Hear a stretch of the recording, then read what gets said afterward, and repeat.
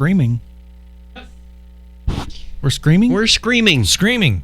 All right, and we're waiting for Craig. Craig is online, and it should ring in a second. We're getting there. Oh, message from Craig. 1 sec. Time's up. 1. Yep, time's up. I always expect Ren to scream on that for some reason. After he kisses the ugly woman in the fire. That is my favorite Ren and Stimpy episode. Look no further, for it is we who are your fire dogs. Ren, what's a Dalmatian? Here, save my horse. Save my baby. Hey, Ren. I thought the fact that they used different types of music behind the show was brilliant. I go, oh, it's Tchaikovsky. Oh, now they're doing Mozart. Oh, they had a very educated musical repertoire. It was sort of almost a Looney Tune for adults. It kind of was. The funny thing was, I was introduced to it by my nephew when he was 5. Oh, dear. So my 5-year-old nephew introduced me to Ren and Stimpy, and that was the end.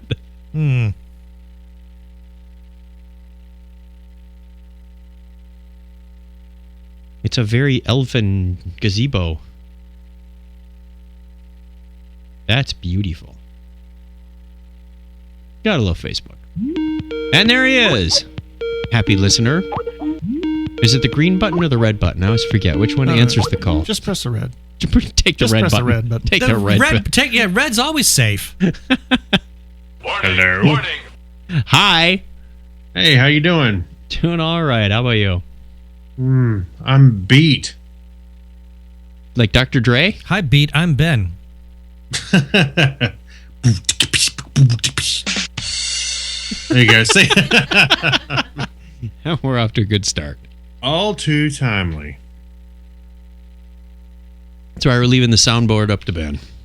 Keith. Again. Ben has another special effect. I've got another contribution for the YouTube channel. We're adding a little by little. We're layering this show until it falls apart. It's a house of cards already. Gonna implode in on We've already itself. made one show fall apart. So. Is this a challenge now?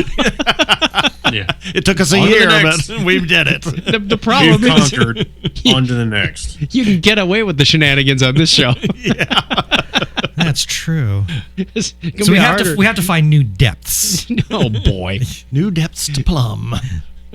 All right. Well, Craig, if you're ready, as am I, and we can go. We did not see any sign of Jack though, so it was a kind of maybe at the end. Pixelated. Yeah, our internal monitors here are pixelated. I thought I had that fixed. It looks kind of cool when you just move. The problem is that every time you start that stupid thing, you got to reset all the camera stuff. Yes. I mean, the pickup seems to be fine because the final YouTube video looks much better than this. Yeah, but Keith remembers because he used to run the cameras for Slice. Every time you have to set the balance on every camera. Every single time. Really? Because this looks like the way I set it originally. It was really this is a Logitech camera here as opposed to the Microsoft's over there, and I set this once, and it's because it was a lot hotter than it is now. Really? So the color seems to be okay, but I don't know about this resolution thing. It looks like 640 by 480. Maybe it's I don't know. Maybe I'll poke around with it. It could be the fact that we're using. I don't know. I feel like I'm watching Minecraft. Yeah. Okay, welcome to the Minecraft podcast. Yeah. Of course, nobody who's watching or listening will ever appreciate that unless they show up in the studio, like Craig will. Yes, I will. Yay! Or the viewers at home. Yeah, I saw that. We will mention that at the end of the show, I think. Do we have it anywhere in the show notes that you're headed this way? It is. Yes, it's in the end of show stuff, listener stuff. Yep. Okay. End of the listeners. Yes. See, if it's not in the show notes, I will not remember because you got to get in this groove. All right, speaking of groove, let's groove on. I'm groovy. Hey, groovy. There you go. What are we on? 431? 431. Yes. Let's go. All right. Wait, I'm going to start that over because I didn't even say the thing. Here I am trying to remember. Yeah. Oops. Okay, recording works and the levels look good. That was just a test. There we go. It's like when you need a mulligan off the first tee shot. The dry run. Try that again. Technorama episode 431, Ohm on the Range. Good morning, folks. This is your captain speaking. Technorama. Remember when? Technorama. On this day in tech history. Tech. And now, the news. What the chuck? Technorama. Welcome to Blockhead Video. Scooby-Doo, where are you? Over there, in the media corner. Technorama. Hold my beer and watch this. Unfasten your seatbelts and disregard all safety rules. Here are your flight crew, Chuck and Craig. Welcome to Technorama. This is the show that takes a lighthearted look at tech, science, sci-fi, and all things geek. If you're a first-time listener, welcome to Technorama. If you're a returning listener, welcome back. We wonder if you took your medication this time. But we appreciate you giving us your time anyway. I am Chuck Tomasi, and with me as always is Craig Stepp. How are you, Craig? I'm trying to keep it together. What, you falling apart again? Yes, I am. It's been a long weekend, but that's all right. I'm here to... but I'm going to soldier on through the show. I'm good. A great way to close out the weekend. Also joining us in the studio is... Ben Raggington. How are you, Ben Lens Flare Raggington? Going to my J.J. Abrams look. Right in the face. Yeah, right in the face. I can't see. Okay, that's enough. And switching cameras off of Ben, we also have... Keith Lane, how are you? I'm doing well, Keith. Boy, it seems like we see a lot of these guys lately. I know. And this is outside of the studio, too. This is a lot of fun. We've been having fun. Sadly, if you are a former Slice listener as well, we have news that Sam Roberts is not going to be in the Phoenix area anymore. So we had a... Oh, sorry. Wrong sound effect. Sorry. Oh, my gosh. Oh. Wow, that'll leave a mark. She's going to Atlanta. We will hopefully see her at Dragon Con. I can just see Sam waving her fist at you right now. We helped her pack. Good riddance. Her bags are on the front porch. So she will be at Dragon Con, I assume. I hope so. She's hoping. talking about it. Yep. So we'll look forward to seeing her there. Until then, let's soldier on through the show. We've got coming up in this episode, Jurassic Legos, some interesting self-help books, and one of my favorites, Space Beer! All that and more coming up right after this.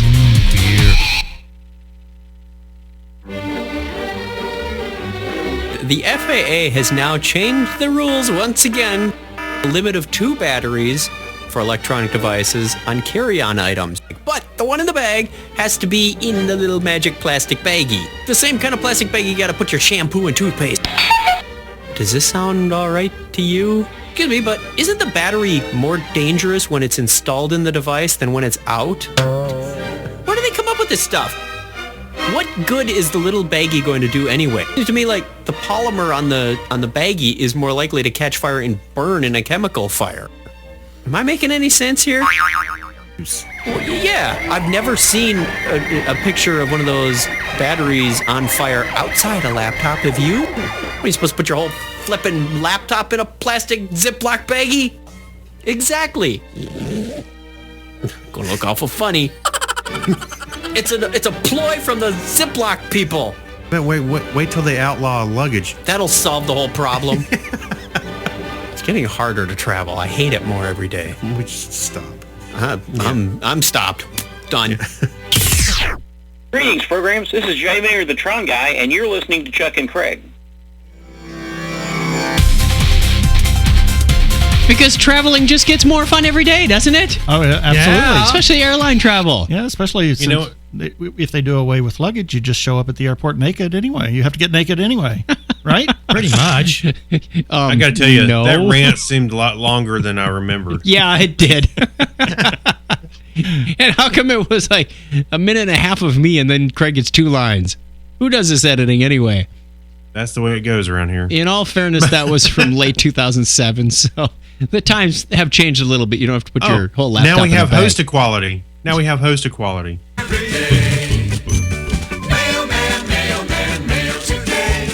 Bend right over and pull one out. Those letters, I love those letters. Let's find out what you got to say. Oh, boy. Mailman, mail today. Letters. We got letters. Oh, I'm sorry. It was lag. Latency. Yeah. Bend one over and pull one out. Yeah. He's watching the YouTube. He's playing. He's not listening. Yeah, the lyrics are a little suggestive. I don't know. I think we still have a little bit of Cards Against Humanity Oh, my hangover Lord. going on here now. That was a bit extreme We last played night. every white card in the deck. Just to see if there were any we missed in the past. Yeah, I was looking at Facebook. I saw the pictures and I went, "Oh crap! They're playing Cards Against Humanity Again. again." We're going to get a new deck. All right, on to the listener mail. We don't have any voicemail, but we do have a couple of email. First, computer experience response. This is from Leon, and he signs it Leon DragonCon Ceiling Fall, which is not a James Bond movie. You know what? Every time I read that, I go, "Oh, That Leon. Yeah. It's a good thing he does that, too. yeah, oh him." A memory for another time. In 1968, my aunt gave me a book that described the instruction set of the IBM 1620 computer. Wow, that was probably dry reading. I was gonna say that's great for bedtime reading, right? It's good cure for insomnia. I remember reading programming books back, early stuff before I got into computers. Uber technical. Yeah, there's nothing interesting about these things. No. Stereo instructions. The Stereo instructions is an exciting adventure story compared to this. Hey Chuck, remember we're at the Computer History Museum? We saw the Algol. Yeah. I bet that's a good reading as well. She is/was a programmer. I was a senior in high school. I read it and I was ready to program an application. Wow, talk about osmosis. But I wasn't inventive enough to come up with an application of my own. But I did get, but I did get to work on the 1620 about 4 years later during my engineering co-op job. I got to use Fortran. Don't they cut that off? I didn't at even... birth? Oh. Fortran. Now who's playing Cards Against Humanity? This is Nerds Against Humanity now. They just snipped the tip, right? As Mel Brooks would say. Move along. There's nothing to see here. He says, I got to use Fortran. Wait a minute. It's sad when I'm the adult around here. I didn't need no stinking instruction set. Before my hands-on 1620 experience in 1969 in engineering school, I wrote programs on a CDC Star and Burroughs. Wow. You mean for the Center for Disease Control? Yeah. Images of The Walking Dead come to mind. Using punched cards. I have some of those punched cards. Punched? Punched. I feel punched right now. But once I found the ASR33 teletype, there they are, punched cards. Punched cards. Keith has them right on Punched it. cards. Can Right. you see them? Those even have some punched holes in them. They do. They do. They have No punched hanging holes. chads here. But once I found the ASR33 teletype in the engineering school, I stopped using the punched cards. Signed, Leon. Oh, Leon, I wonder if you still have some of your punched cards. They're just one of those things I cannot get rid of, but they're fun to have around. You must have had like 2 pallets full because I had like pallets, a shoebox and a half, maybe. Hey, I've had. Well, you've had them. You've had people sign them for years. Well, and that then you only said, used up like an inched deck with thickness. Wait a minute. Yeah. And then you said, "Here, let me give you some." And I had a stack. I even gave away some, and I still got some sitting on my shelf.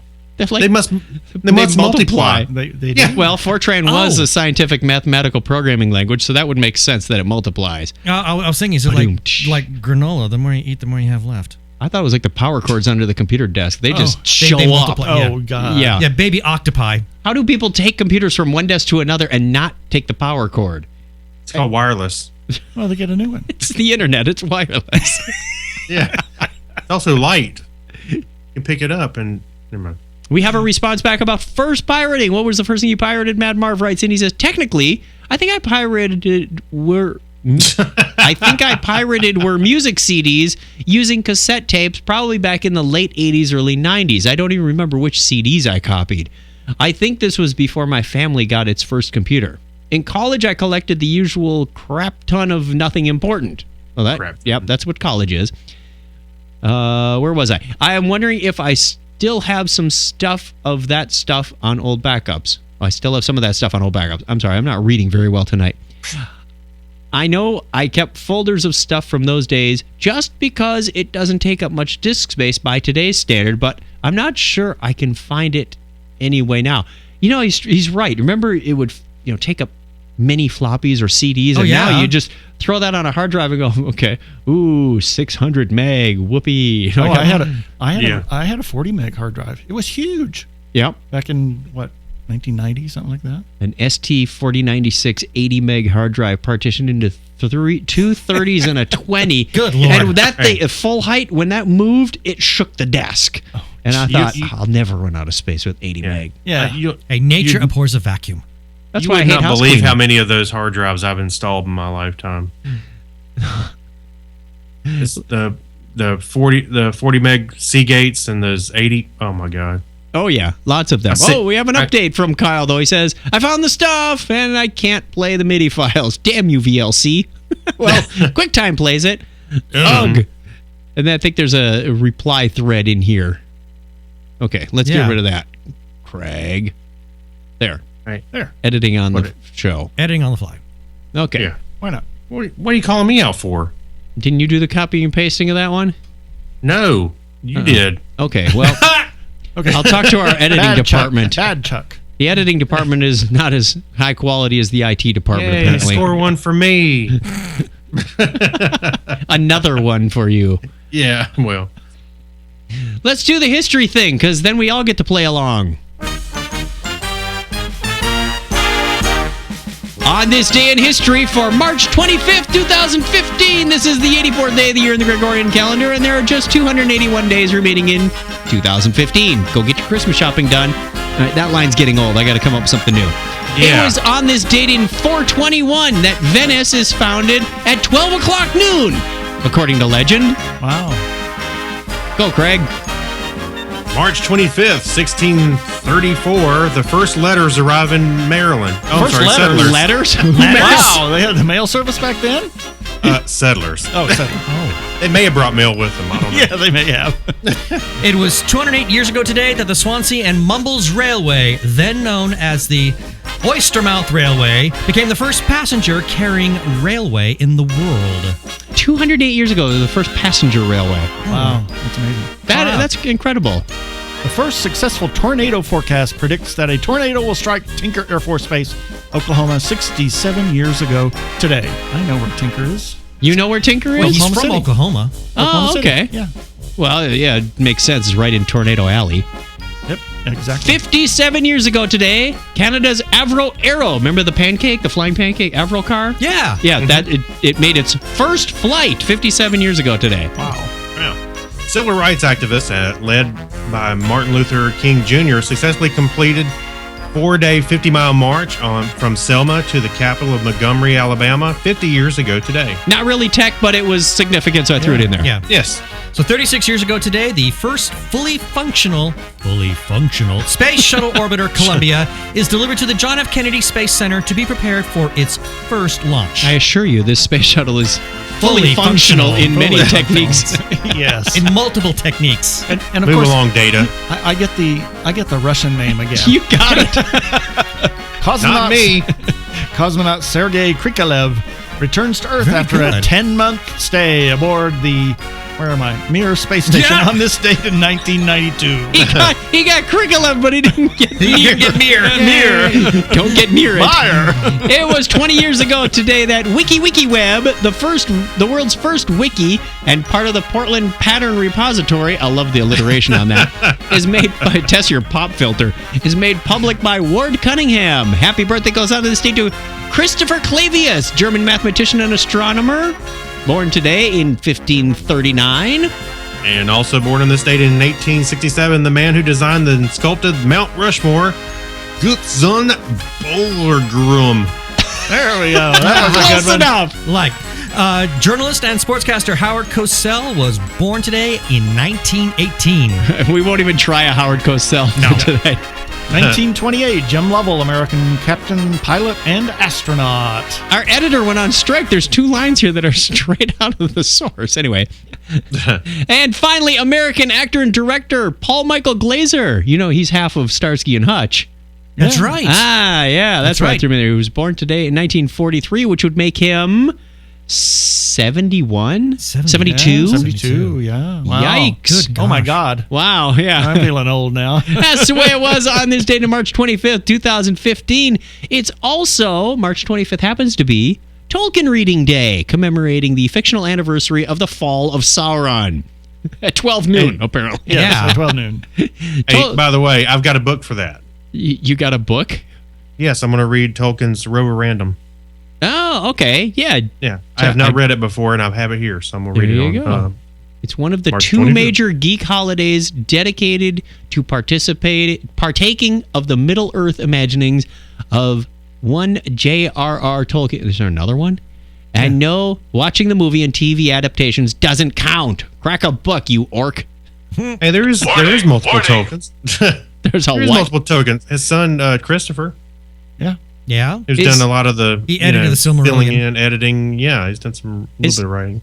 Is this the author that came up with Token Ring Network? No. I don't think so. Darn it. All right, where's our news and happy thing? Good news, crybabies. All right. No, we have good news. This is a rather humorous story about a man who is planting... prank of the day. He was planting self-help books in a bookstore. Hey, what, like podcasting for dummies? Yeah, that's a self-help book. Ben, would you be so kind as to get this show on course? Well, is your child a Satanist centaur who can't dress himself? Because if maybe. So, you're in luck. A clever prankster has sabotaged a local bookstore in LA's West Hollywood by placing a few new titles on the shelves. Among them, a guide to getting dressed, how to deal with your half-horse son, and some tips on performing a human sacrifice. This is just the latest stunt by Tumblr Redditor Obvious Plant, who has also switched out the labels on wine racks and recategorized some bookshelves to things like animals I want to wrestle and dudes who lost their shirts and messed with a chiropractor using images of a raptor. This is seriously demented stuff. I want to hang out with this guy. This guy's a lot of fun. I hate to be with him around April Fool's, though. Oh, yeah.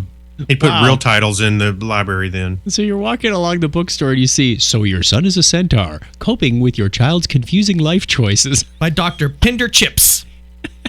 Another one that's got this guy who's really kind of got clothes all over his place.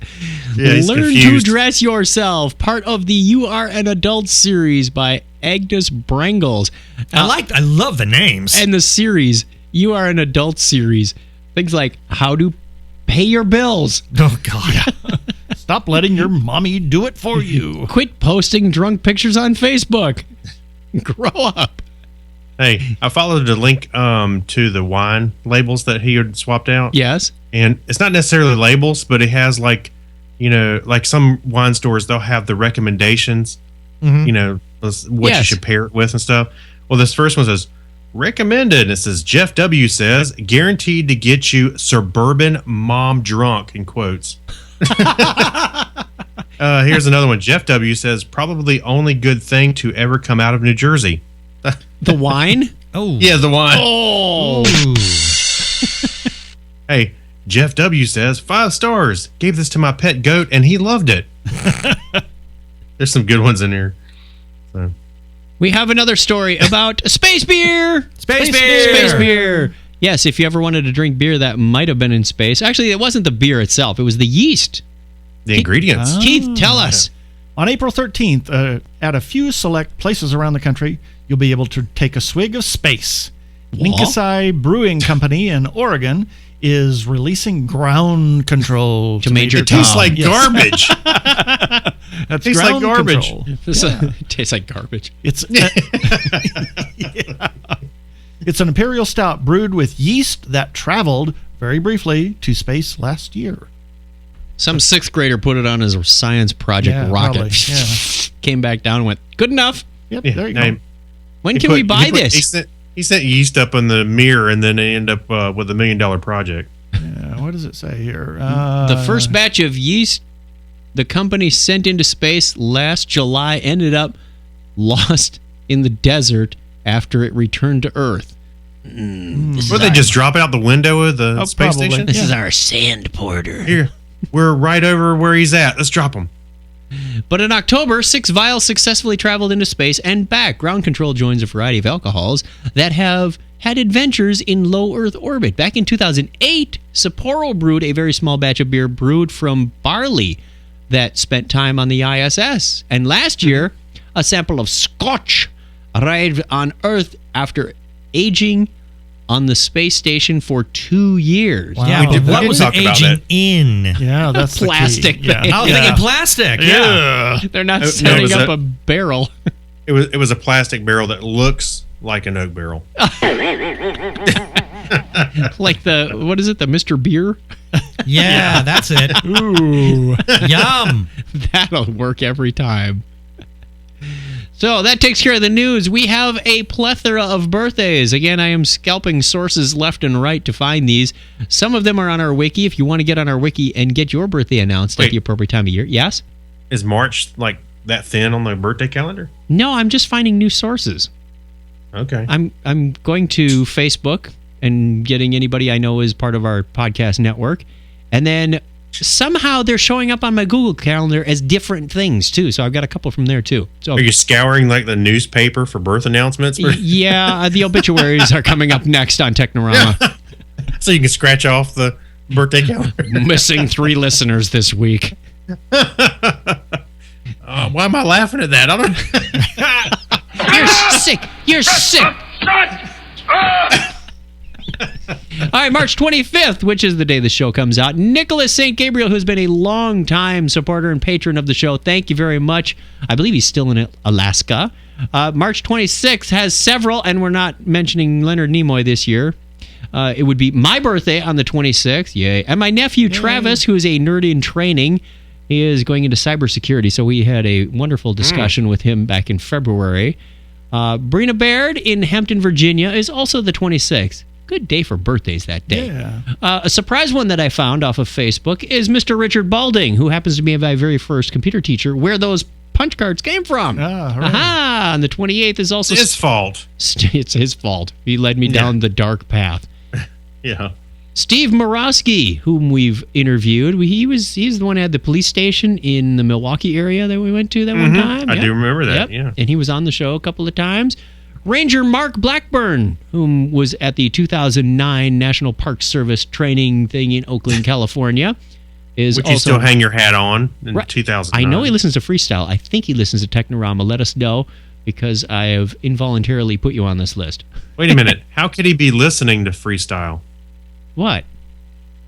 When was the last one you put out? About 3 weeks ago. Aren't you listening? Nah, I'm busted. I'm gonna And check my March reader- my 30th is player. Tony Mast. As I mentioned, if you want to get on the birthday calendar, go to chuckchat.com/wiki and save me the pain and suffering of going to multiple sources. But I don't mind. It's fun. Let's take a quick break, and we'll be back with the rest of the stories, Hacks and Strange Stories. We got some fun stuff, Star Wars-y things and more money than you ever wanted to spend on Legos, but, you know, some people do that. All that and more coming up right after this.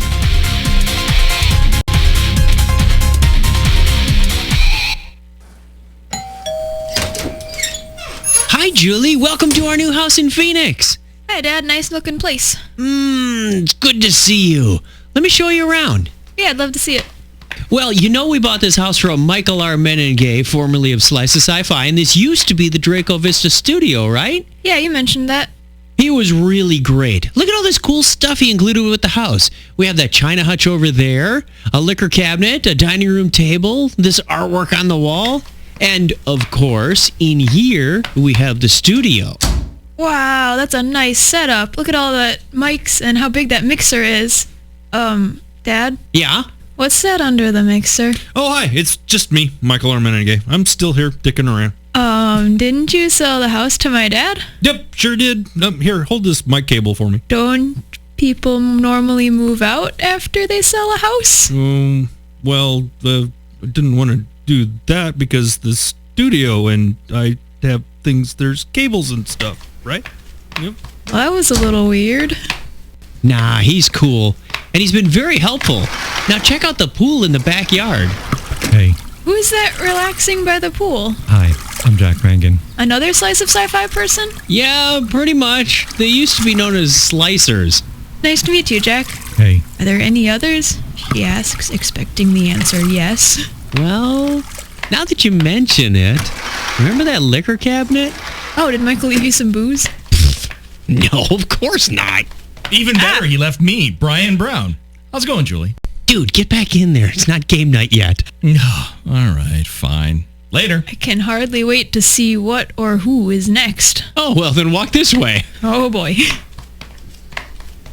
The garage? Hi. And you are? Oh, I'm Tim Adamick. You might not have recognized me with this Darth Vader welding hood. Oh, of course not. Nice to meet you. Ah, you too. Here, Julie, let me take your jacket. Thanks. There's a couple of people in the closet. But Julie, meet Ben Rangaton. Hi, Julie. I've heard so much about you. And Keith Lane. So nice to meet you. You know, you guys don't have to stay in there. Oh, we know. We come out all the time and play with the cats. And Keith is an awesome cook. Isn't this the greatest house ever? Dad? Yeah? Hope you didn't pay too much for this house. Don't tell your mom.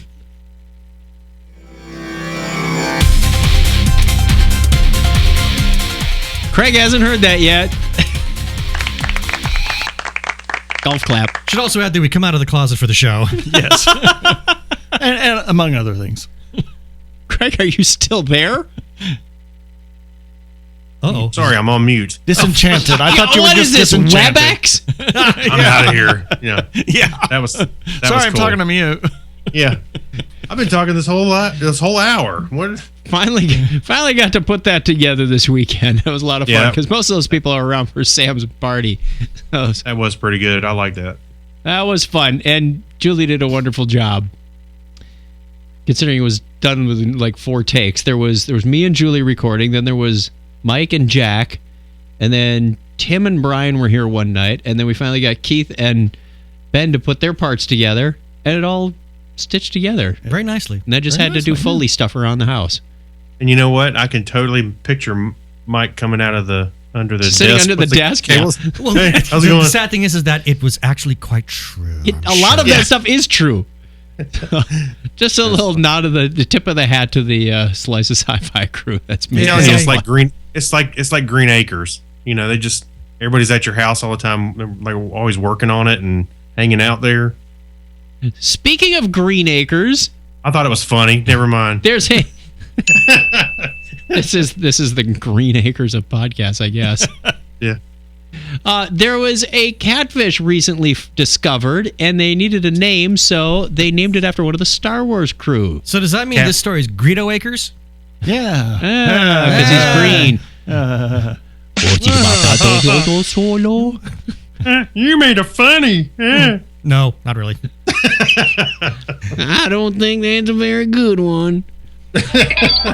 Jonathan Armbruster, biological sciences professor and curator of fishes for the Auburn University Museum of Natural History, named the previously unknown species of catfish Peckoltia greedoi.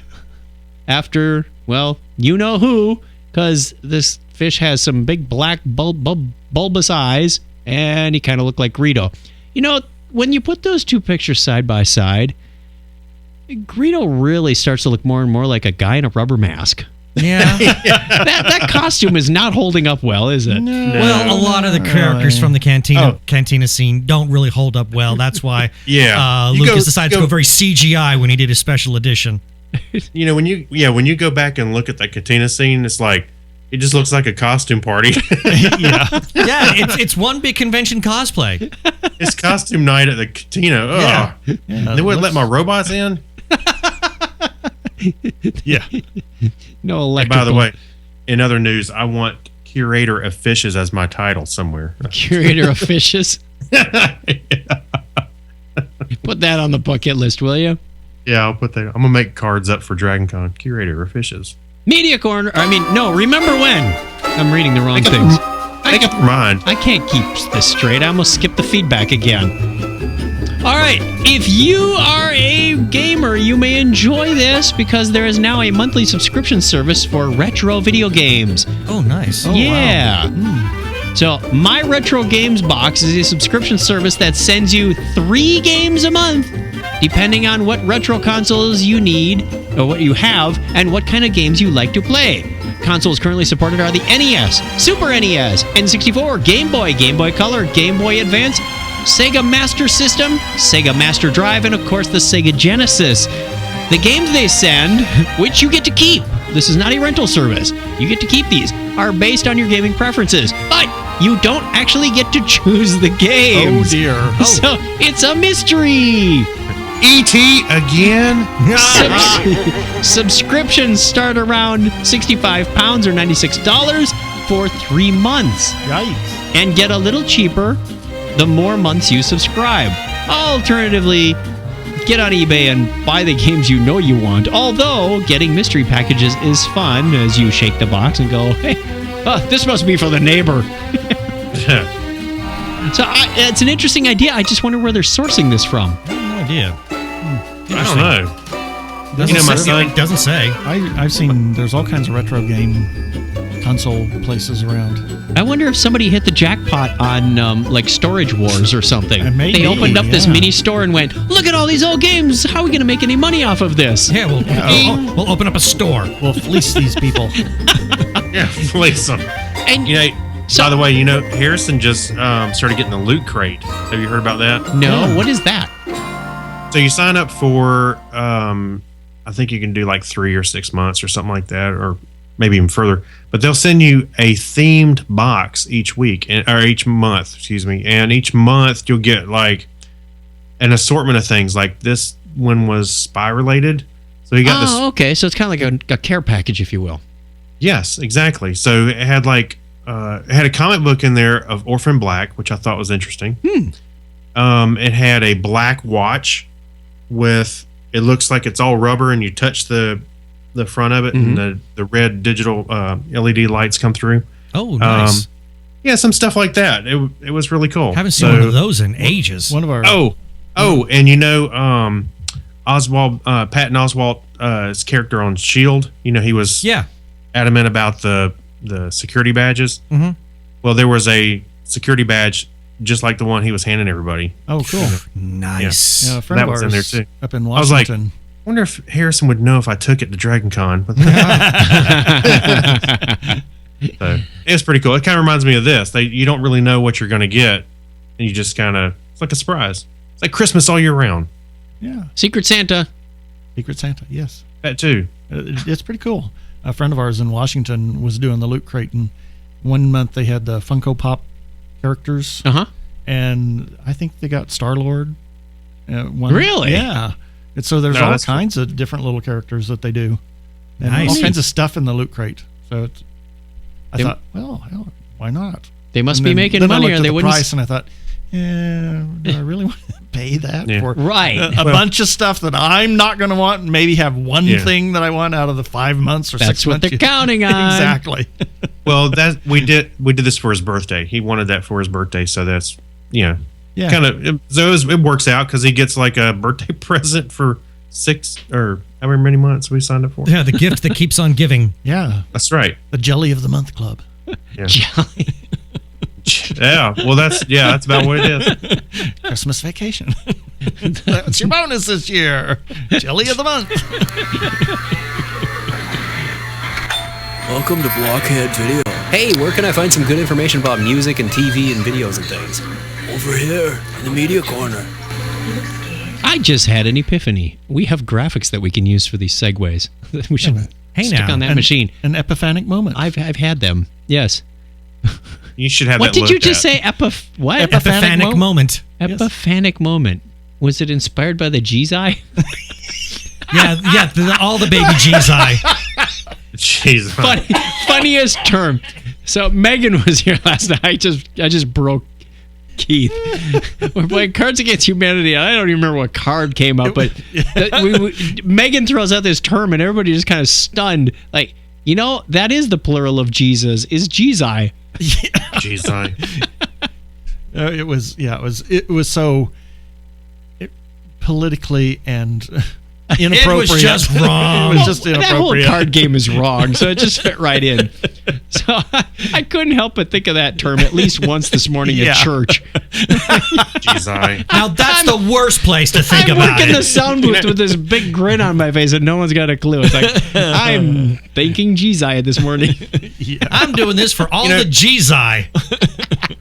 Your church is very productive. I mean, wherever you go, you're like, you come back with these great ideas. I'm like, did you even pay attention? Nope. Your mind is like everywhere. It's called inspiration. Don't you go to church to get motivated and stuff? I'm just getting motivated on the different things. Yeah, I don't know if they want that particular source of motivation, though. Yeah. Chuck, service is over. You can leave now. Oh. Craig, would you read about the Jurassic Park Legos? Because who doesn't love Legos and Jurassic Park? Yes. You have to be a monster to hate a movie like Jurassic Park. But it turns out that there are fans... Oh, that was so lifelike. But it turns out there are fans so devoted to the film that they'll spend weeks and weeks painstakingly creating their own stop-motion version of the blockbuster using $100,000 worth of Lego. Wow. Yeah. Sorry, that just stopped me in my tracks there. And some digital wizardry in post-production. So the father and daughter team of Paul and Haley Hollingsworth are the pair responsible for this homage to that recreates the most memorable moments in Jurassic Park using thousands and thousands of plastic bricks. They did have to enlist the help of a few friends for building sets and voice work, as well as motion control cameras that made it easier to shoot clean plates and remove rigging and character support structures afterwards. So, if you're really interested to see how they made the whole thing, the Hollingsworths have posted a delightful behind-the-scenes look at their animated short that is just as entertaining as the film. Yay. So I have to check that. I'm gonna go back and check that out, but I'll see the GIF here. It looks pretty good. I haven't seen the behind-the-scenes video, but I did watch the whole video. It's about 4 minutes long, which I think is a bit pricey per minute at $100,000. But hey, yeah, exactly. Poor little Haley Hollingsworth doesn't have a college fund anymore. Yeah. $100,000. I know. They better have monetized this baby. You could have hired some.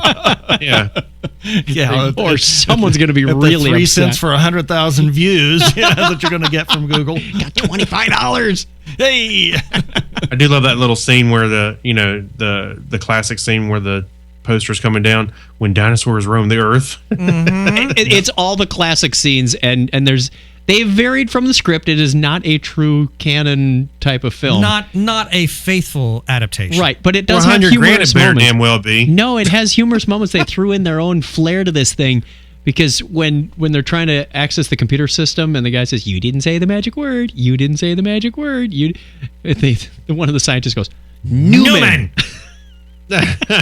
You gotta watch for the little things like that. I go, it's been a long time since I watched the movie, but I don't think that's what they said. I don't think that's it. By the way, Jeremy Keel is actually talking to himself pretty well in the chat room, and he said, "Stop motion." He said, "Stop motion. That's hardcore." It is with Legos. What was that I just saw that somebody recreated something else in Lego like this? It was a famous movie, and I'm trying to remember. I'm trying to recall. I can't remember what it is. Well, it wasn't me in my third grade Sunday school a couple years ago. That was Daniel and the Lion's Den, and it was not stop motion. It was the kids had their hands on the toys, but it was still fun. It turned out pretty good. I like that. All right, next story. We have a museum that is giving away a DeLorean. Does it have snow tires?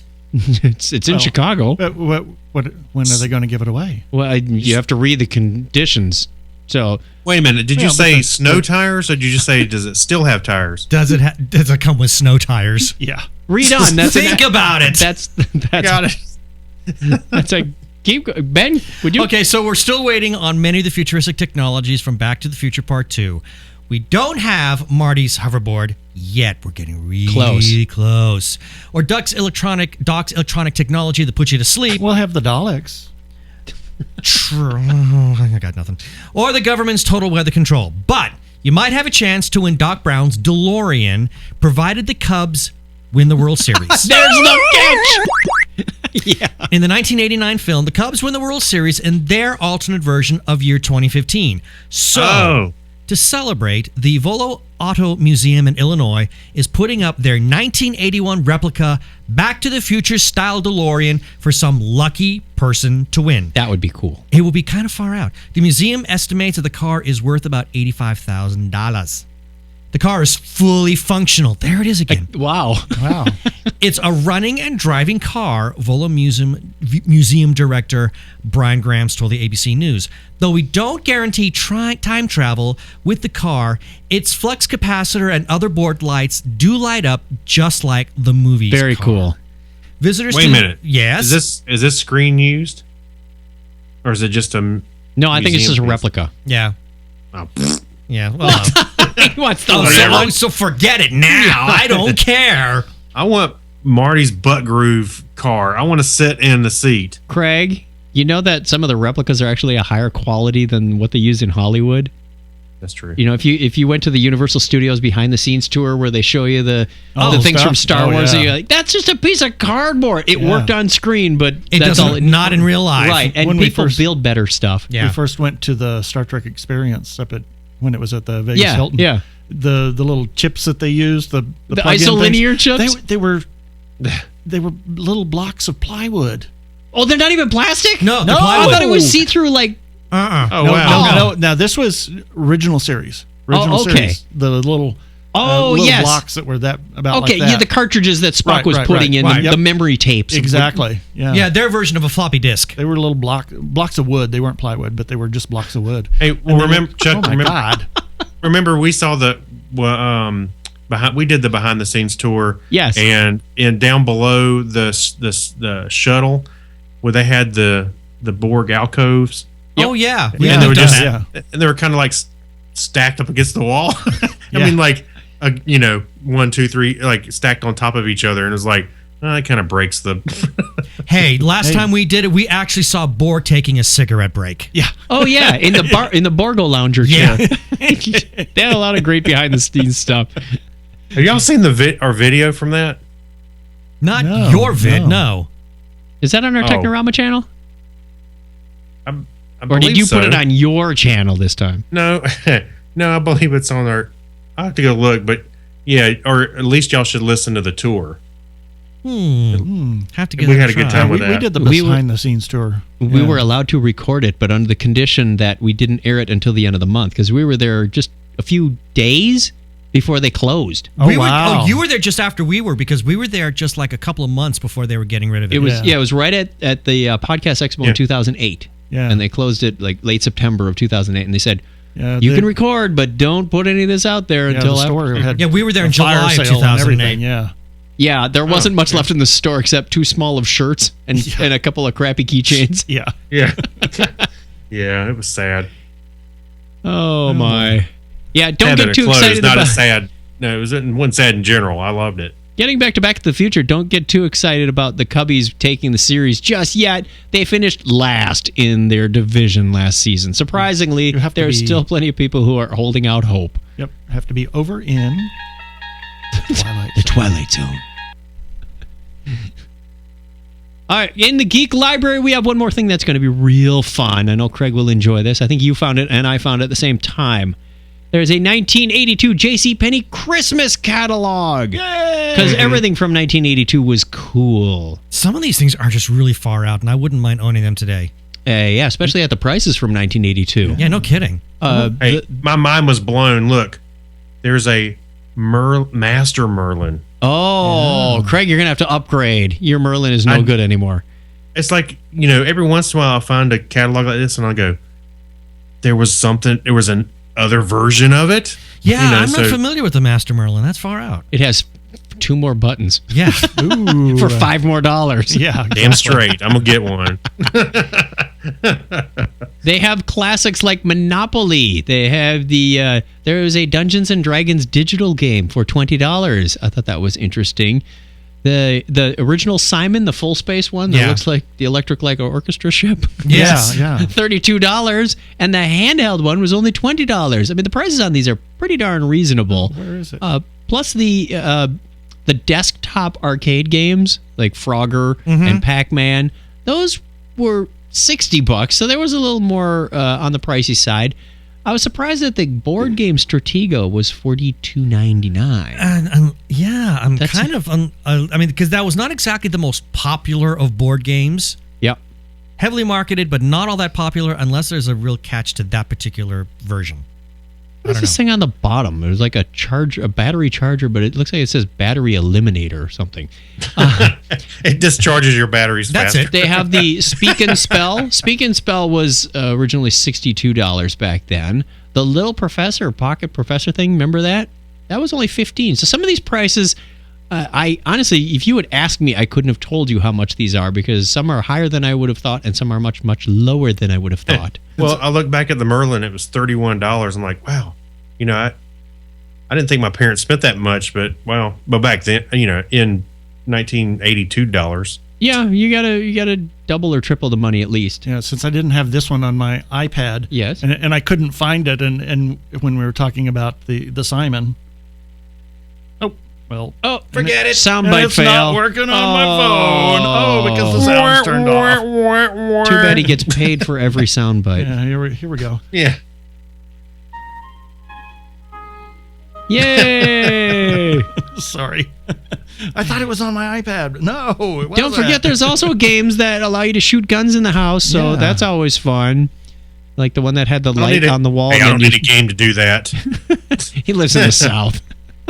Yeah, that's right. Some of these, like I said, I would not mind owning again. I loved Electronic Battleship.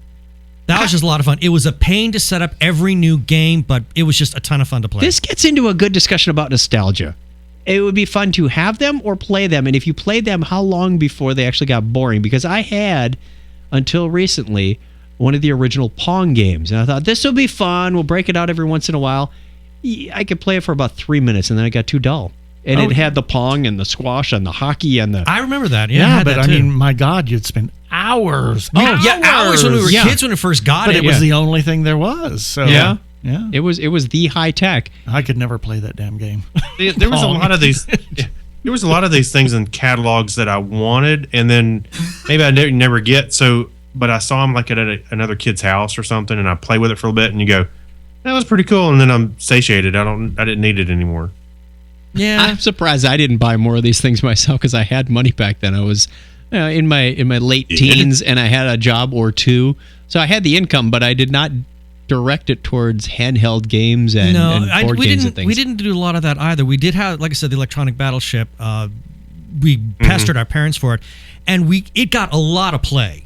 Yeah. We really played that game a lot. We got our money's worth out of that. And as much as I would like to have it now, that's a really good question. Would I actually still want to play today?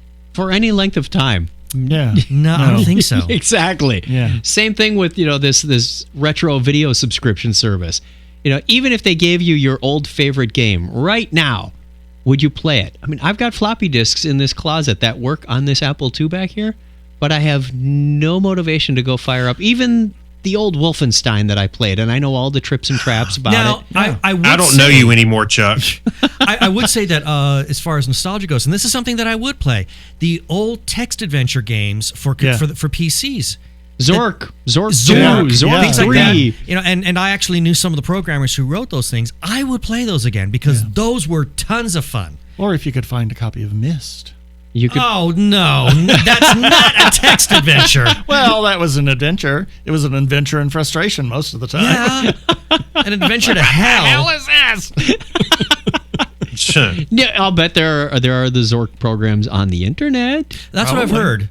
They've got to be out there. I haven't checked recently, but I know they've got to be out there. All right, we have yes. I went. By the way, just for kicks, I went and looked on eBay. I see a few of the Master Merlin devices. One was like $65. I saw some other ones that were cheaper. Double the price. What's wrong with them? Well, yeah, I know, right? Well, I don't need one that's mint. I want to be able to. I want to mess with it. I don't care that it's. You want to hack it? Yeah, I want to. I want to use it. I want to try it out. But here you go. He wants to stick in a Raspberry Pi in it. Yeah, right. So then I scroll down a little bit and I see one that says prototype Master Merlin game wood mock-up Parker Brothers 1982, and I look at it. Sure enough, it's kind of made out of wood. This person wants $2,800 for it. Whoa! What? It better be signed by somebody important. One of the Parker brothers, I guess. I don't know. Yeah. But yeah, I mean, it better work. Bob or Jim. Back then it would have been Parker Stevenson. Yeah, exactly. Yeah, right. We have, to keep the conversation going for our feedback, our listener question this week is, what is your most hated technology sound? Now, it doesn't necessarily have to be an electronic device. We talked about many tonight, but you may have that, and everybody's got their favorite technology sounds. Of course, Keith has a whole palette full of them over there. Yes. Oh, technology sound. I was thinking technology. No, is it your alarm clock each morning? Let me get things going here. Mine would have to be the old alarm on our stove when I was a kid. That just used to grate on my nerves when the cookies were done. Even if it was chocolate chip cookies, I couldn't stand the sound of that alarm. It was like, it sounded like it had to wind up to get going. It was throwing some sort of. It wasn't a relay being thrown. It was just sort of this mechanical. I'm getting close. I'm getting close, and then it would start to buzz. Hated that thing. So which Hazel's car? I've got one. I'll see the conversation also. What I hated was when I was working in an office and somebody would hit a speakerphone and you would hear just the dial tone and they would never dial. It just kind of. I hated that. It's a dial tone I can't control. And just wouldn't shut up. So there you go. That's one. Do you guys have any off the top of your heads? Oh yeah. Keith knows what it is. It's a pew, pew, pew, pew. That's pew. Literally? Pew. Literally? Pew. Wait a minute. The word pew or the sound pew? Pew. Are you listening, Craig? Pew. Gotcha. Well to this played, day, my friend. that sound. Asteroids? He just keeps doing Hey, I can feel the tension. That's the sound of my buttons being pushed. Hey. Hey, I can feel the tension, and I'm 4 states over. You're more than that. You're 3 time zones away. It's just popped in my head. I don't know, 4, 5, 6. Who cares? We can't count fast on this show. My ESPN is kicking in. Keith, do you have one? Tension. I can't think of one except for the alarm clock. It's just, it's a horrible noise. And nobody likes a sounding alarm clock early in the morning. I hate it so much I wake up before it and shut it off. I don't use an alarm clock primarily for that reason. I hate the sound so much. That'll teach you, Chuck. And yet there are people who love it so much they use the snooze button. I must hear it again in 7 minutes. 9. Okay, go. Jimmy Keel. I don't even know how long a snooze button is. Everybody else knows. Hey, Jimmy Keel says in the chat room, I'll give my answer now. The alarm motherboards give off when the CPU is overheating. It's a terrifying sound. Oh, dear. That's what he says. I never even heard that. Neither have I. They have alarms? Wow. I don't know. A smoke detector? Beep, beep, beep, well, beep, beep. I tell you, there is another sound I can also. What the heck was that? I guess the motherboard overheating. You said that last week. There you go. The other sound I hate is when like a hard drive starts to whine. Oh God. Yeah, I had an external hard drive years ago to my that was part of my Mac LC. And every once in a while it would just grind, and it was like my teeth were being ripped out. There's an interesting thing. If you listen to it, and if you remember how those hard drives kind of had that whine, that rhythmic whine. Yep. On Powakatsi by well, the music is Philip Glass. Philip Glass. There's one that has this this whine. It sounds like an old hard drive whining in the background. Really? It's fascinating. You know, that's actually an advantage of the mechanical hard drives that I hadn't thought about. You could tell when they were about to die, and you could at least try to get a backup. And before it became click, click. Yeah, click, exactly. Click. Solid state. Nope. If it's gone, it's gone. Yeah. I had to recover a whole library of photos that I had scanned that were film that I had scanned. I didn't want to scan them again off of a hard drive here recently. It's like, thank God I got it moved. All right, we are running to the end on this one. So our listener question this week, as I mentioned, is what is your most hated technology sound? You can give us a call. Call the listener line at 206-222-CHAT. Or, of course, send your comments to Technorama at chuckchat.com. And I want to give a quick shout out to our supporters. I mentioned Nicholas St. Gabriel and all the others who are generously contributing to the PayPal donation. Thank you very much for your contributions. You keep this show going. We have a special anniversary coming up. May 1st is our 10-year anniversary of Technorama. Comes up quick. Yeah, really ridiculous how fast that goes and what's happened in the last 10 years. Yeah, it seems like we just started yesterday. As a special bonus, Craig will be in the Phoenix Binary Studio sitting here with us on April 26th because the show will go out the 29th, which is close enough for me to May 1st. We'll be sitting in the Caribbean. Oh, man. Bahamas. You serious? You're not going to be there? Yeah, we already booked the cruise. We didn't know that you were going to be here at that time. That day. But they will be around when you're here on the front end. Yes, of that we trip. are. Yeah, on the front end. When you first show up to Phoenix, we're going to come to see you. So we have some other specials planned. Gotcha. So you'll get to see Ben and Keith and Tim and all these other people. We just won't be here for the actual Technorama show. We're going to have to try and get some real work done because this will be during work days most of the day. Yeah. So, yeah. If you're in the Phoenix area and you'd like to stop by, let us know and we'll see what we can arrange. There are a limited number of seats in the studio, but we have had a live audience in here before and probably will again in the future. So we'll make plans and set up a Facebook event or something for that. Event. Craig's World Tour, stopping in Phoenix, Arizona. One date only. Yeah. Where's that closing music? There it is. So as we mentioned, you can call us on the listener line, 206-222-CHAT. 2428 is what that translates into in English. And want to remind you that we are doing this video weekly on YouTube at 9:30 Eastern Time. We would like you to subscribe to the YouTube channel so that you know when we've got a new show coming out. And then you can watch it because there are a lot of visuals sneaking into this show. Like we had the catalog pages from JCPenney's and the Greedo Fish and many other things if you want to see that. And the lens flares. And the lens flares. There we Thank go. you, JJ Rangaton. My pleasure. Cut the check. Thanks for watching. Thanks for listening. Thank you, gentlemen, for stopping by. Our pleasure. Fun as always. Thank you to my lovely wife, Donna, who's been running the video as she waves off camera. And until next time, give me a binary high five. 101. That'll do, pig. Oh, my. Jerk. You called him a hack last week. He's jerk this way. Good Lord. He's got a new hashtag every week. Yeah. Oh, crap. I got to come up with one next week. You got 7 days to figure it out. Yeah. Craig's got some punch cards here. Speaking of stealing things, we came up with some gems on Mike's old hard drive that we have yet to clean off. You'll like this. Wait a minute. He left a bunch of stuff. What in his browser history was it? No. No, these were files that were actually left on the. Was it? They're archived. You'll like this. I think we can pirate some of this and just slip in Technorama at the right point. Oh, you're going to love Hello, this. my name is Lonnie Tupu. Hi, this is Terry Brooks. This is Charles Valent. This is Robert Jordan. Hi, this You know, radio stations do this all the time. I know. This is Peter Coyote. Hi, it's Corey Doctorow. This is Robert J. Sawyer. Hi, this is Michael Romke. Hi, this is Lake Bell from Surface.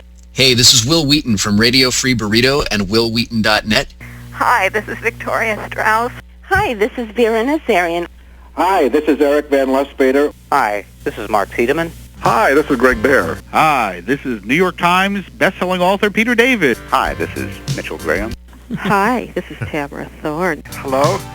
This is Piers Anthony, also known as the Ogre. This is Forrest J. Ackerman speaking to you from Harwood. Hey folks, this is Bruce Campbell. This is Gregory Frost. Hi, I'm Peter Mayhew. This is Spider Robinson. This is Danielle Ackley McPhail. This is Tony Ruggiero. Hi, this is Brian Herbert. Hi, this is Jane Linskull. This is Bruce Holland Rogers. Hey, this is Bob Salvatore. This is Boris Vallejo and Julie Bell. Hi, this is Kathleen H. Nelson. This is Will McCarthy. Hi, this is Scott Nicholson. Hi, this is Troy Denning. Hi, my name is Tom Piccarelli.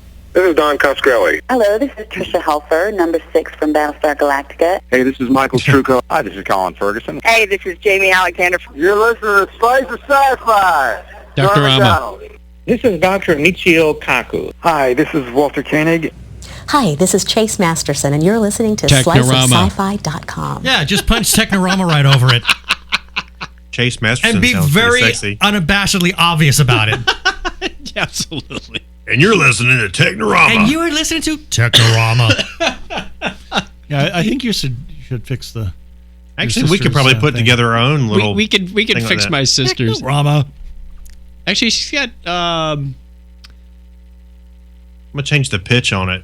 No, there's no music on the Send email your one. comments Yeah. to Technorama at Okay. chuckchat.com. Hey, Yeah, that's why don't easy you to just fix. ask her to That's- yeah, just re-record it. No, it's more fun if there's just a Rama, just right over that last part. Technorama. That's funny. Yeah, we're gonna stop the stream now. Thanks everybody for Bye, watching. stream. Thanks, bye. Bye, stream.